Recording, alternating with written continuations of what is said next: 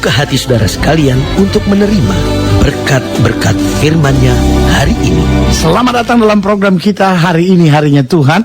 Dan dalam program ini saya percaya kembali kasih Allah akan menjamah saudara. Kekuatan dari Kristus akan kembali menjadi bagian dalam hidup kita. Karena kita percaya selama kita menggali firman Tuhan, selama kita hidup di dalam firman Allah, selama kita andalkan firman di dalam hidup kita, kita akan melihat kemenangan dan perkara-perkara besar. Haleluya. Dan dalam program ini kita sedang membahas tentang Yesus tidak pernah berhutang. Saudara gue yang kasih dalam Tuhan, ada banyak orang berpikir semakin dia berbuat banyak buat Tuhan, semakin Tuhan berhutang kepadanya. Daud ada dalam posisi yang sama, di mana dia berkata, dengan apakah ku balas kepada Tuhan segala kebaikannya kepadaku. Dengan lain kata, Daud menyadari betul bahwa dia buat banyak buat Tuhan, dia buat banyak buat Tuhan, dia buat banyak.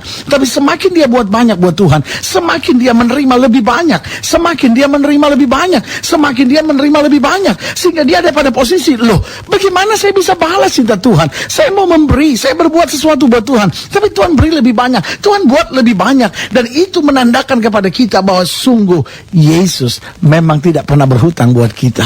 Nah saudaraku yang kasih dalam Tuhan, kalau Yesus tidak pernah berhutang kepada kita, berarti tidak ada alasan buat kita untuk membanggakan diri, tidak ada alasan buat kita untuk menyombongkan diri, karena kita tahu segala yang ada pada kita semata-mata hanya karena anugerah. Haleluya. Nah saudaraku yang kasih dalam Tuhan, dalam Lukas pasal 5, ayat yang pertama sampai ayat yang ke-11, kita lihat di sini ketika Yesus sebetulnya meminjam perahu Simon Petrus. Simon Petrus baru saja selesai menangkap ikan. Dia dapat hasil yang sangat mengecewakan karena dia tidak menangkap apa-apa sepanjang malam tersebut.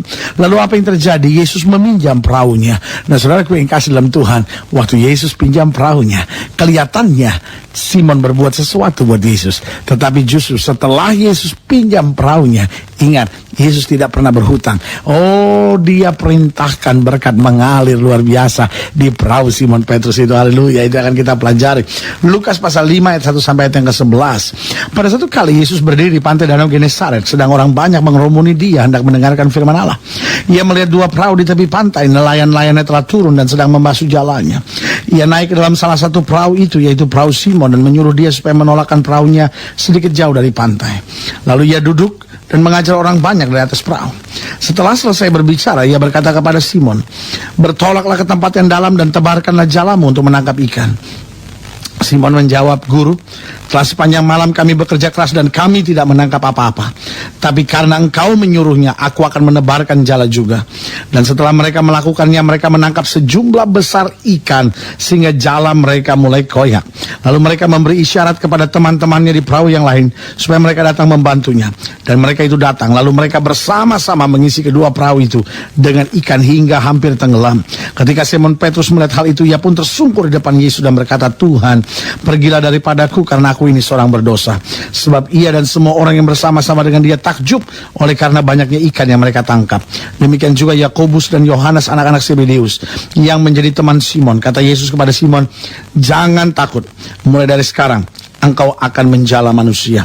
Dan sesudah mereka menghela perahu-perahunya ke darat, mereka pun meninggalkan segala sesuatu lalu mengikut Yesus. Nah, saudaraku yang kasih dalam Tuhan, dari sini kita bisa melihat bahwa Yesus meminjam perahu Simon. Nah, saudaraku yang kasih dalam Tuhan, dari sini kita bisa melihat sebuah kenyataan yang menarik, karena Petrus sedang gagal-gagalnya. Bayangkan Petrus bekerja sepanjang malam, tapi dia tidak mendapat ikan satupun. Nah, saya bisa bayangkan dalam situasi seperti itu, dia sedang begitu kecewa. Dalam situasi seperti itu, dia sedang begitu sedih. Nah, saya bisa bayangkan di tengah situasi seperti itu, tiba-tiba ada orang yang meminjam sesuatu. Saudaraku yang kasih dalam Tuhan, kalau Simon Petrus tidak memiliki hati yang lembut, kalau Simon Petrus tidak memiliki hati yang bersih, saudaraku yang kasih dalam Tuhan, mungkin dia akan marah pada Yesus dan berkata, saya sendiri gagal, kok engkau meminta sesuatu. Nah, saudaraku yang kasih dalam Tuhan, Yesus tidak pernah meminta sesuatu dari kelebihan kita. Saya ulangi sekali lagi, Yesus tidak pernah meminta sesuatu dari kelebihan kita. Karena kalau kelebihan kita berikan sesuatu, maka itu bukan korban, itu hanya pemberian biasa. Tetapi Yesus mau justru di tengah Simon gagal, justru di tengah Simon merasa dia tidak punya apa-apa, justru Justru di tengah Simon merasa bahwa dia begitu kecewa karena sepanjang malam dia tangkap ikan dan tidak dapat apa-apa. Sepertinya kok Tuhan meninggalkan dia, sepertinya kok Tuhan gak berbuat sesuatu, sepertinya kok Tuhan mengecewakan dia. Dan di tengah situasi seperti itu, tiba-tiba ada orang yang datang mau meminjam perahunya untuk pelayanan. Saudaraku yang kasih dalam Tuhan, bisa saja Simon berkata, betul kasih Tuhan ada. Bayangkan, aku sudah kerja sepanjang hari, tapi Tuhan gak buat apa-apa. Sekarang kau mau pinjam perahuku katanya untuk pelayanan lagi? Saudaraku yang kasih dalam Tuhan, Petrus bisa saja menolak mentah-mentah permintaan Yesus. Tetapi saudaraku yang kasih dalam Tuhan, ketika Petrus tahu bahwa Yesus mau pakai ini untuk pelayanan, dia berikan. Dia beri bukan karena kelebihannya, dia justru beri dari kekurangannya. Ada banyak orang yang karena untuk melayani seseorang, dia mungkin harus bangun lebih pagi, harus tidur lebih malam, karena ada urusan tertentu di mana dia harus kunjungi seseorang di rumah sakit, dan rumah sakitnya sudah cukup jauh, dan datang untuk mendoakannya. Saudaraku yang kasih dalam Tuhan, tapi saya mau beritahu, jika engkau memberi dengan korban seperti itu, Tuhan memperhitungkannya. Ingat, Yesus tidak pernah berhutang dengan anak-anaknya. Apa yang terjadi? Yesus memang pinjam perahu Simon. Tetapi pertanyaan saya, apakah Simon berjasa buat Yesus? Saudaraku yang kasih dalam Tuhan, memang dia punya hati yang lembut untuk berbuat sesuatu buat Yesus. Tapi ternyata Simon tidak pernah berjasa buat Yesus. Mungkin saudara mendengar program ini dan berkata, pendeta, kenapa kau bisa katakan bahwa Simon tidak pernah berjasa terhadap Yesus? Jawaban saya sederhana, karena semakin Simon coba berusaha memberi, semakin coba Simon berkorban untuk Yesus, semakin Yesus buat luar biasa buat hidupnya. Saudaraku yang kasih dalam Tuhan, bagaimana Yesus membayar kembali perahu yang sudah dia pinjam itu? Saya lihat ada beberapa hal. Yang pertama, Yesus mengalirkan berkat luar biasa ke atas perahu itu. Izinkan saya membacakan buat saudara pada ayat yang kelima. Dikatakan pada ayat yang keempat, maksud saya, setelah selesai berbicara, ia berkata kepada Simon, bertolaklah ke tempat yang dalam dan tebarkan jalam untuk menangkap ikan. Ayat 5, Simon menjawab, Guru, telah sepanjang malam kami bekerja keras dan kami tidak mendapat apa-apa, tapi karena engkau menyuruhnya, aku akan menebarkan jala juga. Dan setelah mereka melakukannya, mereka menangkap sejumlah besar ikan sehingga jala mereka mulai koyak. Saudaraku yang kasih dalam Tuhan, ayat yang ke-7 bilang, lalu mereka memberi isyarat kepada teman-teman di perahu yang lain supaya mereka datang membantunya, dan mereka itu pun datang. Lalu mereka bersama-sama mengisi kedua perahu itu dengan ikan hingga hampir tenggelam. Saudara bisa bayangkan, Yesus mengalirkan berkat yang luar biasa sehingga mereka tebar jala itu hampir koyak. Dan bukan hanya itu, mereka panggil temannya di perahu yang lain, mereka isi ikan. Kedua perahu ini sekarang begitu penuh dengan ikan sampai perahu mereka sendiri hampir tenggelam. Saudaraku yang kasih dalam Tuhan, ini yang Yesus mau kerjakan buat hidup kita. Dia hanya minta kita berani berkorban. Dia hanya minta kita berani berbuat sesuatu buat Tuhan. Dia minta kita berani siapkan pemberian yang terbaik buat Tuhan. Dan ketika kita berani berkorban, ketika kita berani menyerahkan hidup kita, waktu kita berani menyerahkan waktu kita, waktu kita berani menyerahkan segala yang ada pada kita untuk berbuat sesuatu buat Tuhan, untuk berbuat sesuatu buat orang lain, untuk berbuat sesuatu buat pelayanan pekerjaan Tuhan, apa yang terjadi? Tuhan mengalirkan berkat yang luar biasa dalam kehidupan kita. Saudaraku, saudara boleh nyumbang gereja, tapi saya mau beritahu, Allah berkati sudah jauh lebih luar biasa daripada sumbanganmu itu. Gak ada yang bisa engkau sombongkan. Jangan orang karena hanya memberi buat gereja, jangan hanya karena kita memberi perpuluhan, lalu kita dengan bangganya berkata, kalau bukan karena saya, gereja ini tidak bisa maju. Jawaban saya sederhana, Tuhan sudah berkati, sudah berlipat kali ganda. Itu karena kasih setianya atas hidup saudara. Dia melihat kesetiaan saudara, dia melihat segala sesuatu yang kau korbankan, dan Tuhan tidak pernah utang dengan anak-anaknya. Tidak ada yang bisa sombong hanya karena memberi. Tidak ada yang bisa sombong hanya karena berjasa. Tidak ada yang bisa sombong hanya karena bekerja keras buat Tuhan. Semata-mata kita buat karena dia terlalu baik dalam hidup kita. Yang kedua, apa buktinya bahwa Yesus tidak pernah utang? Yang kedua, Yesus mengampuni dosanya dan menyelamatkan hidupnya. Saudaraku yang kasih dalam Tuhan, ini sesuatu yang sangat luar biasa. Sehingga pada ayat yang ke-8, ketika Simon Petrus melihat hal itu, ia pun tersungkur di depan Yesus dan berkata, Tuhan, pergilah daripadaku karena aku ini seorang berdosa.